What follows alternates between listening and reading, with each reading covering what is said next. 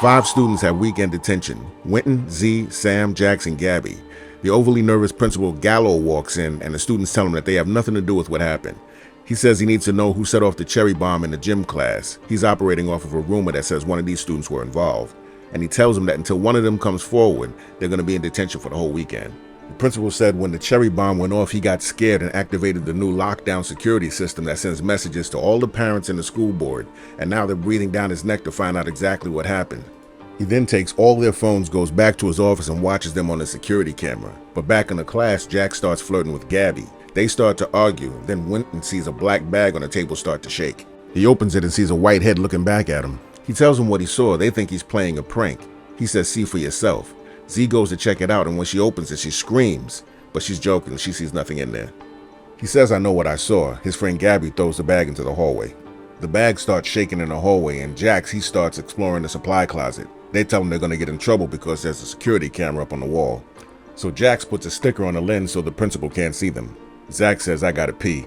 Zach picks up the bag in the hallway and heads to the bathroom. He decides to rig the bag with strings and a water balloon to scare everybody. Something comes out of the bag. Before Jax can figure out what's going on, it's too late.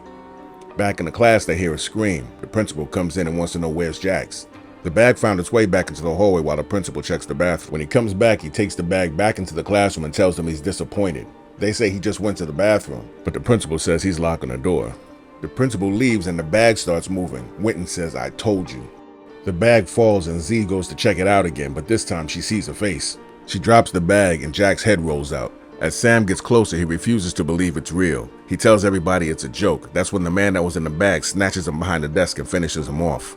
Students are terrified and can't leave because the door's locked. They run and lock themselves in a supply closet while the principal is totally oblivious to what's going on. Feeling like all hope is lost, Z comes clean and says it was her and Jax that set off the cherry bomb and blamed everybody else. They look to see if it's safe, but Bagman is still perched on top of that desk. Winton thinks that he really likes that bag, so they decide if they can get that bag, they can get out of there. Z volunteers to be a distraction.